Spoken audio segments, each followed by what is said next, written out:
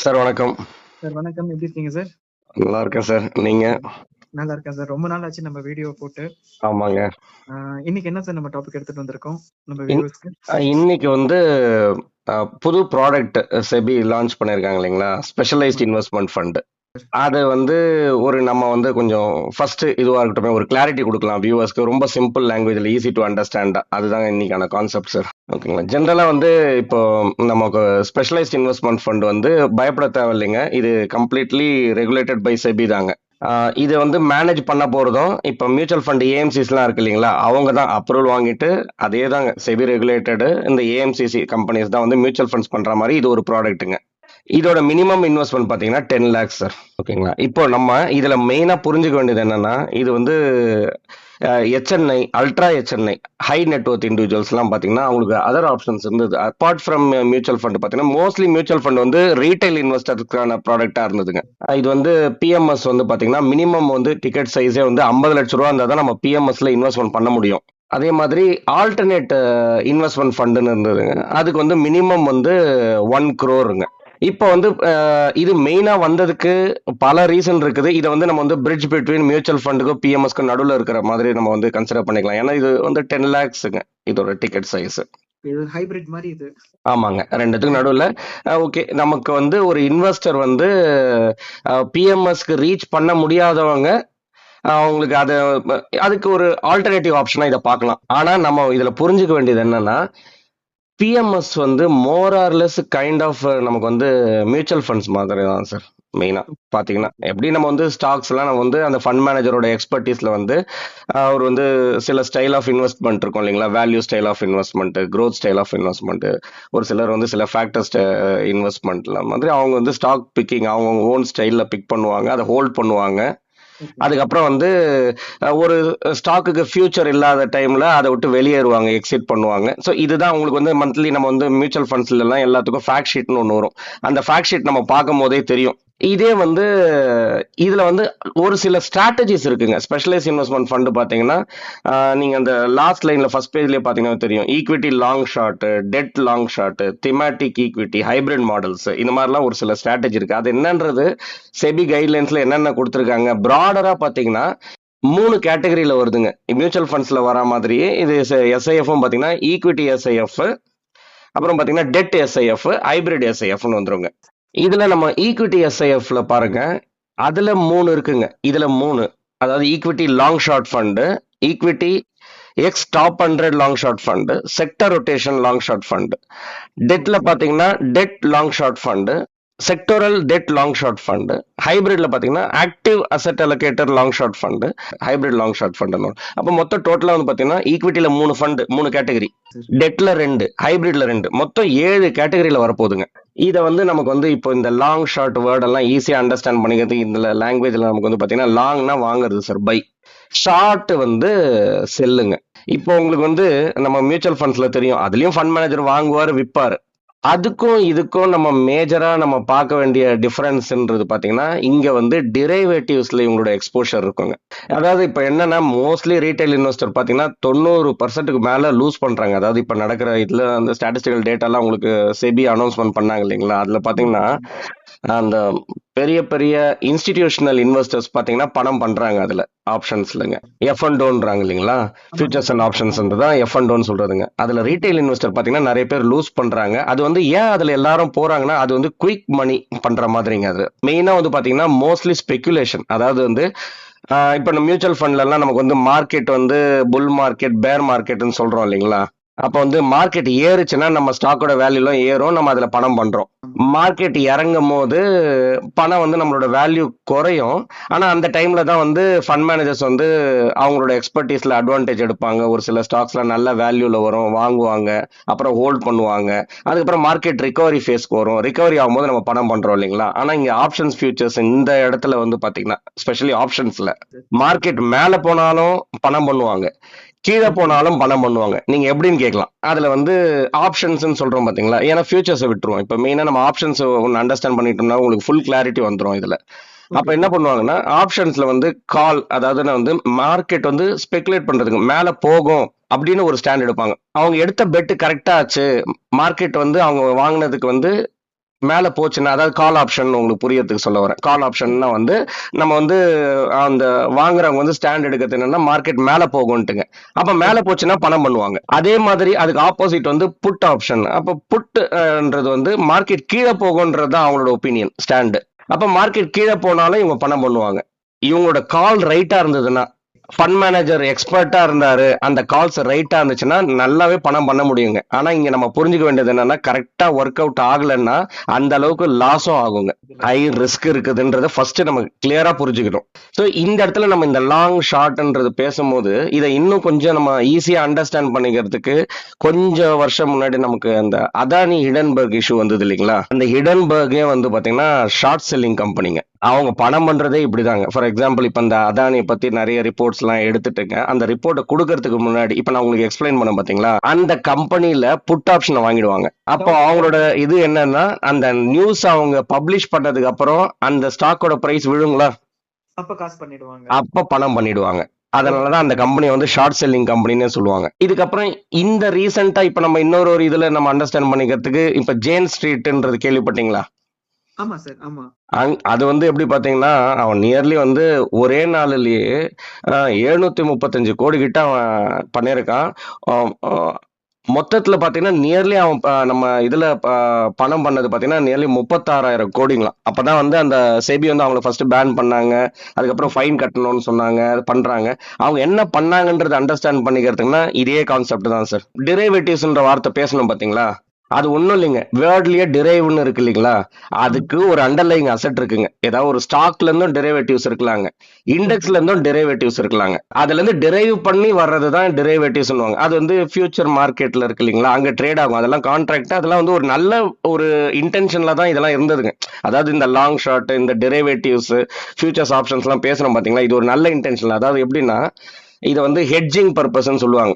அதாவது நம்ம வந்து ஒரு நம்மளோட போர்ட்ஃபோலியோவை ப்ரொடெக்ட் பண்றதுக்கு இன்னைக்கு வந்து நம்ம வந்து ஒரு அசெட் வச்சிருக்கிறோம். அந்த அசெட்டோட பிரைஸ் நாளைக்கு ஒருவேளை ஏறிடுச்சுன்னா அதனால எனக்கு பாதிப்பு இருக்குதுன்னா, இல்ல வந்து அந்த அசெட்டோட பிரைஸ் வந்து இறங்கிடுச்சுன்னா அதனால எனக்கு பாதிப்பு இருக்குதுன்னா அதை ப்ரொடெக்ட் பண்ணணும் இல்லைங்களா, அதை தான் ஹெட்ஜிங் சொல்லுவாங்க. அதே மாதிரி இன்னொரு ஒரு செட் ஆஃப் இன்வெஸ்டர்ஸ் இருப்பாங்க, ஆர்பிட்ராஜ்னு சொல்லுவாங்க. பிரைஸ் டிஃபரன்ஸ் இருக்கும் பாத்தீங்களா, அதுலயே பணம் பண்ணுவாங்க. இப்ப நம்ம ஒரு மார்க்கெட்ல வந்து ஒரு பிரைஸ்ல உங்களுக்கு வந்து ₹1 அதிகமா கிடைக்குது, இன்னொரு மார்க்கெட்ல ₹1 கம்மியா இருக்குன்னா நம்ம இந்த மார்க்கெட்ல வாங்கி அந்த மார்க்கெட் இன்னொரு மார்க்கெட்டுக்கு செல் பண்ணிடலாம் இல்லைங்களா, அப்ப நம்ம ஒரு ப்ராஃபிட் பண்ணுவோம் பாத்தீங்களா. சோ அந்த மாதிரி ஒரு செட் ஆஃப் இன்வெஸ்டர்ஸ் இருப்பாங்க. இவங்களும் ஓகேங்க. ஃபர்ஸ்ட் ஹெட்ஜிங் சொன்னேன் நான், ப்ரொடெக்ஷன் பண்றதுக்காக பண்றது ஸ்ட்ராட்டஜி. இன்னொன்னு வந்து இந்த ஆர்பிட்ராஜ் ஆப்பர்ச்சுனிட்டி நம்ம எடுத்துக்கிறது, அதுல ஒரு சின்ன அமௌண்ட் நம்ம ப்ராஃபிட் பண்ணிக்கிறது. மூணாவது வந்து பாத்தீங்கன்னா ஸ்பெகுலேஷன். இது வந்து பாத்தீங்கன்னா அவங்க வந்து பெட் எடுக்கிறது, பியூரா வந்தா ப்ராஃபிட், இந்த இது மேல ஏறும் அப்படின்னு நம்ம ஸ்டாண்ட் பண்ணி அப்ப கால் ஆப்ஷன் வாங்குறது, இறங்கும்னு பெட் பண்ணிட்டு புட் ஆப்ஷன் வாங்குறது. ஓகேங்களா, இதுதான் கொஞ்சம் டேஞ்சரஸ். இதுலதான் குயிக் மணி பிளஸ் பெரிய ப்ராஃபிட் மேக்கிங் பண்றதுங்க. ஸோ அதில் தான் இந்த ஜேன் ஸ்ட்ரீட் இது இன்வால்வ் ஆனது. எப்படின்னா நம்ம சிம்பிளா புரிஞ்சுக்கிறதுக்கு, இப்போ நம்ம பேங்க் நிஃப்டினா உங்களுக்கு தெரியும்ல சார், நார்மலா வந்து சென்செக்ஸ்னா டாப் 30 கம்பெனிஸ், நிஃப்டினா டாப் 50 கம்பெனிஸ் இருக்கு இல்லைங்களா. பேங்க் நிஃப்டினா வந்து இருக்கிற பேங்க்ஸ் எல்லாம் வரும் அந்த இண்டெக்ஸ்ல. இப்ப என்ன பண்ணுவாங்க, இவங்க கிட்ட வந்து ரீட்டைல் இன்வெஸ்டர் கிடையாது, இவங்க எல்லாம் பெரிய இன்ஸ்டிடியூஷனல் இன்வெஸ்டர்ஸ் இல்லைங்களா. இவங்க வந்து பலாயிரம் கோடி கொடுத்து சும்மா ஒரு பேங்க்ல வந்து ஸ்டாக்கை வாங்குறது. அதுக்கு முன்னாடி நான் உங்ககிட்ட சொன்ன பாருங்க, கால் ஆப்ஷன் நிஃப்டில வந்து பேங்க் நிஃப்டில கால் ஆப்ஷனை வாங்கிக்கிறது.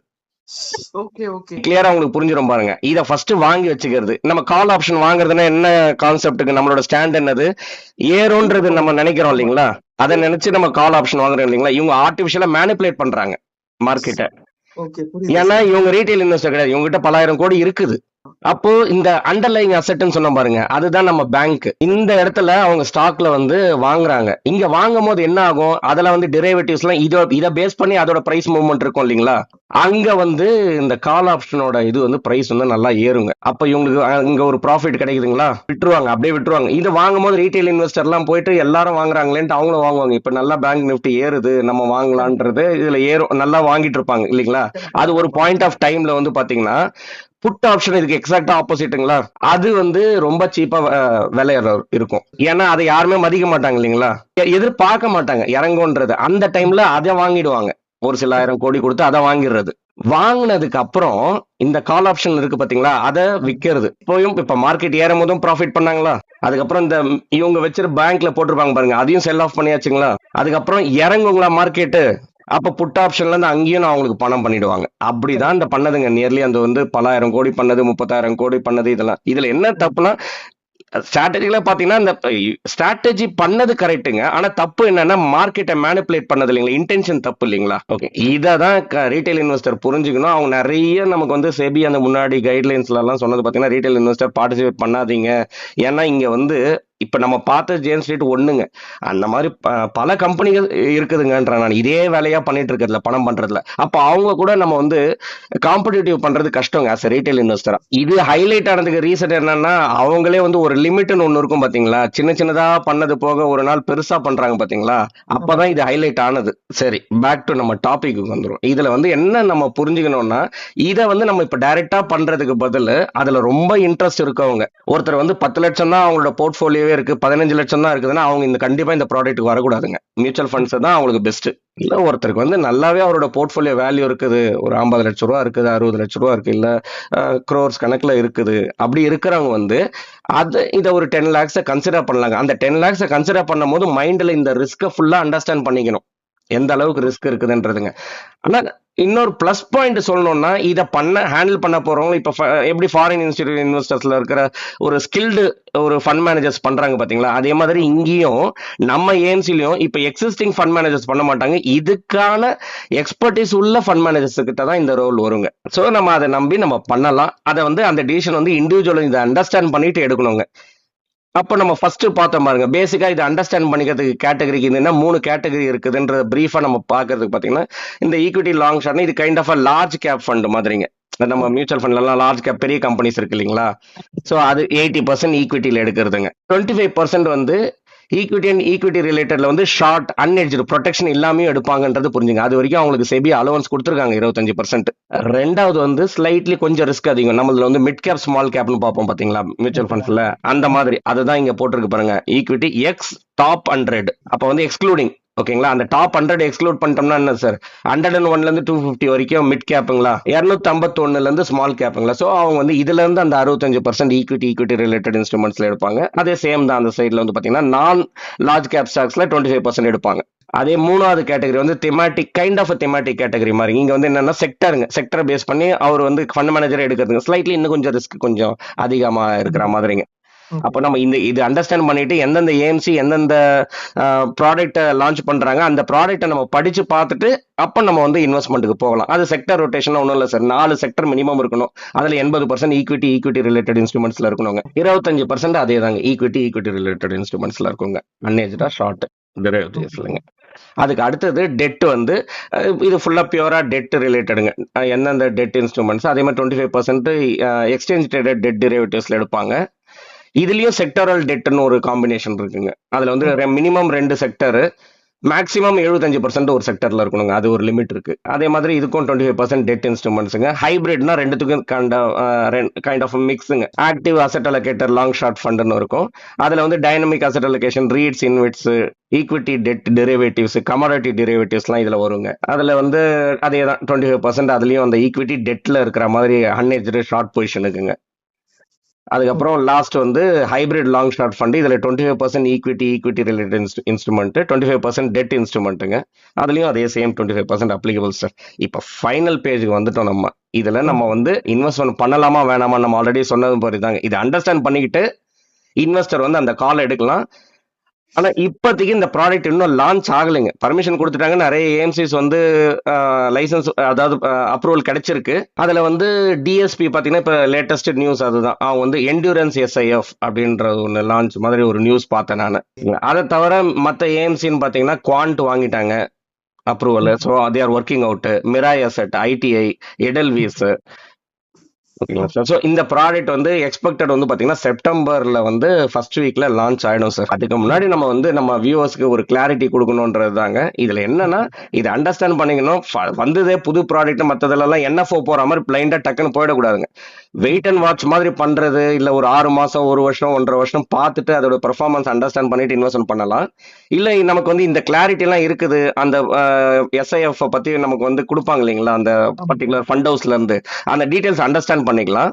ஸோ இதுல நான் ஹைலைட் பண்ண வேண்டியது திரும்ப என்னன்னா, இதை வந்து மியூச்சுவல் ஃபண்ட்ஸுக்கும் இதுக்கும் மெயின் டிஃபரன்ஸ் பாத்தீங்கன்னா இந்த அன்ஹெட்ஜ்டு ஷார்ட் பொசிஷன் எடுக்கிறாங்க பாருங்க 25%, அதுதான் இந்த ரிஸ்க். இது வந்து 2 வயசும் ஒர்க் ஆகுங்க. அதாவது இதனால நமக்கு ஒரு பெரிய பிளஸ், பெரிய ப்ராஃபிட், அதாவது நம்ம வந்து ரிட்டர்ன்ஸ் ஜென்ரேட் பண்ணலாம். அட் த சேம் டைம் வந்து அதே அந்த ஈக்குவல்ல லாஸ்க்கான சான்சஸும் இருக்குதுன்றதை நம்ம அண்டர்ஸ்டாண்ட் பண்ணிக்கணும் சார்.